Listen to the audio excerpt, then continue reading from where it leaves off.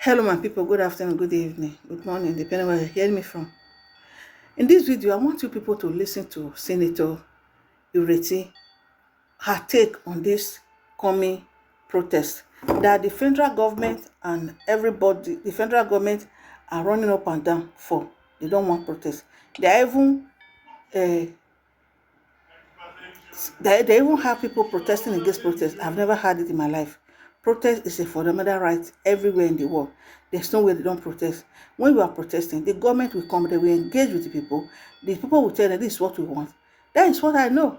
It's not going to be uh, gathering people to go and be protesting against protester. I have never heard it. What APC cannot do does not exist. Just listen to Senator Ireti and hear what she has to say about this coming protest. For the very first time. Take a listen. Senator Ireti, kingibe, welcome to Political Paradigm. How are you? I'm very fine. So it's nice to have this conversation with you just less than 48 hours before the protest. And I'm having this conversation with you on two fronts. One, as a lawmaker, and two, as a senator representing the FCT, the highest elected official representing the FCT. But most importantly, the question is this. It would seem that the general consensus among federal lawmakers is that there should be no protest. What do you think about that in relation to the agitations in the public space and the calls that this is the right of every citizen and they must protest? What we all would like, I would like for petrol to be 100 naira a litre and all kinds of things that we're not going to have, that are not realistic in these times, right? So yes, ideally, everybody wants a country where people don't need to protest. But the truth is that that is not our reality.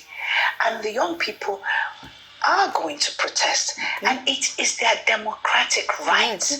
So as somebody who loves her people, as somebody who also understands what they are feeling, I think that we should let them if they want to, but we should talk to them, make them understand that this protest, they should do it responsibly. It should be peaceful.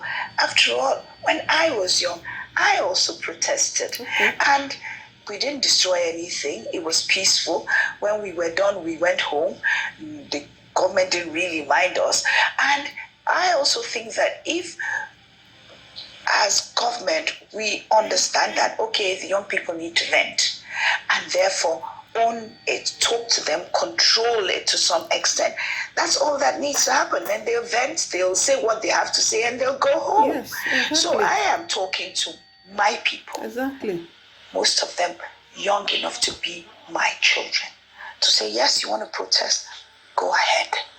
Since obviously there's nothing I'm going to say that will make you not protest. Does it bother you that it would seem that the opposition and the majority and the National Assembly seem to be on the same page with regard to this protest?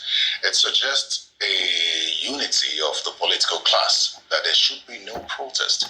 Ordinarily, one would expect that the opposition would take a different position on this. Yeah, ideally there should be no protest, but there is going to be a protest. Doesn't matter what anybody says about this protest. Absolutely not. The young people feel strongly about it. I empathize. I can see all the things they feel. I can see how they're frustrated. So if a protest makes them feel that they have communicated their objections to us properly, then they should go ahead, protest, but do it peacefully and responsibly. And also, the security services, I also want them to remember that these people protesting are our children, and therefore should be treated the same way we treat our children. When they're doing something we don't want them to do, we don't kill them, we don't destroy them, we just tolerate it till that bout is over. And that's what I think should be the attitude. Do you fault the response of the federal government and governments generally, because even state governors don't want this to happen? Do you fault their response to these calls for protests? No, that's their opinion. Mine is different. The way they've reacted, a lot of them have threatened, a lot of them have insisted that there will be no protest that's against what the Constitution says with regard to the rights of citizens. Do you think they should have responded better? Because it would seem that their responses have further fueled the anger. Which is exactly, I'm sure you have children, Terry. I have learned, and my father told me the same thing. Anytime you insist that your child must not do something, that's when he's determined to do it. The insistence and I think also, had we been more casual, government, because I am part of government, had we been more casual about our response to the protest, they wouldn't be so hell-bent on it must take place. So my point in all of this is that we must handle it well, which is that you're going to protest, go ahead. Oh, in fact, here's this field, take that place and do it there. In Abuja, I think that we should just tell them, you want to protest, go to Eagle Square. Stay there. Nobody should be seen anywhere else but Eagle Square. Therefore, we have cooperated with you in this protest. So we are assisting you to protest. Since you want to protest, here's Eagle Square. I must not see anybody outside of Eagle Square. You all go to Eagle Square and protest there. You might be surprised. They may turn it the way they did Occupy Nigeria, turn it into like a carnival music festival, make all their speeches, insult us, complain about what we should have done and didn't do. And that would be the end of it. They'll go home feeling much better. But this resistance only causes them to resist even further. I'm a mother, I know. Children, you cannot, when you say don't, that's when they must. There are those who believe that, considering how you have felt about administration in the FCT, that you should lead the protest in the FCT. What do you say to that? I don't think I should lead the protest because, for one, I am not feeling well enough. As I told you, my asthma has flared up, and whenever I'm in a crowd, it gets worse. But in spirit, I'm with them. But I would rather also that the country was fine enough that there's no protest, but since there's going to be one, yes, then I think we should control it and do it in a manner that turns out to be as peaceful as possible. Well, clearly you differ from the stance of the FCT minister. You are the highest elected official in the FCT, and he's insisting that there would be no protest. I don't know if you've gone around the FCT, but the Eagle Square has been overtaken by the military. The Unity Fountain as well has been overtaken by the police. And then there are roadblocks on several roads in Abuja in this regard. What then do you say to Abuja residents considering these kind of setup that could cause further apprehension? Well, if all those tactics are enough to deter them from protesting, then fine. But if it's not, then what it then means is that the protest will be uncontrolled, it will be everywhere, and it will be chaotic. That's what I think. I would have controlled the protest by ensuring that I was keeping an eye on it. I put it I isolated to a particular place. That's what I would have done. One of the things you've always emphasized with regard to the FCT is that the developmental strides so far, which have been commended by some people, does not directly impact on the people. So it would seem that despite what's happening, these developmental strides, the people of the FCT are insisting that they will protest because things are difficult. Does this buttress your point? That the people are not feeling the impact of governance beyond infrastructural development? Well, as I said, I do, and I reiterate, I commend the Honorable Minister for finishing the projects, for doing that the other ministers started, for completing a lot of them. Of course, I differ in some of the ways that they could have been done.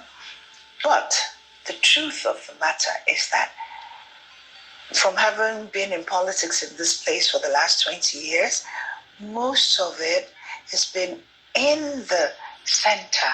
When I say the center, Asokoro, Maitama, in the elite areas. And the bulk of my people do not live in those places. So obviously, they're not feeling the impact and feeling that because obviously I'm the one they complain directly to. You people are not doing anything, and I can understand. They see all the Maitama roads and my Azuko roads all perfect. They have no roads, and we had good roads to begin with. Do you understand? So they feel that it is only about us. It's always about us, never about them, the poorer people. There's no water. I can go on and on. We all know the issues. Do you understand? So obviously, they don't feel. And FCT is the kind of place that we're not focused on parties. We just focus on what's on the ground. Who's doing what? Who are you? How do you impact on us? What is your intellectual connection with the people? That's all the people of FCT care about. They when election time comes, people can go there and say, hey, what's that man's party, I beg? Then they will tell you, TCP. It's okay, that's the one we are going to vote for. They're not into, it must be this, it must be that. No, they're people focused and how you relate to them. And because I've come to realize that, anybody who works well and works in the way the people want, they will love them. Yes. That's the truth. Do you regardless. Think that you have the support of your people? Do you think you are connected with your people as much as the FCT minister? Because I see him, move about a lot, interact with the people. Do you feel like you still have that kind of support from your people? I must have, because everything that's been happening between us, I have never responded to him. They have. So if there's no connection between us, they would not be responding. So when the traditional rulers and perhaps religious rulers, leaders generally in the FCT, he's been meeting with them. He's met with, as they call them, stakeholders in the FCT. Mm-hmm. So maybe specifically for this protest, you've not been carried along. How does that make you feel? It doesn't matter. I'm still the person they elected. The traditional rulers, they're traditional rulers. He can never call them and they'll say they'll not come. Of course they will come. If I put a gun to your head to do something, you will come. You will do it. He has the ability to take them out, put them in, pay them or not pay them, do whatever. So he can call them 100 times, they will come. It does not reflect their true opinion of anything. They are also the rulers and the leaders of the people.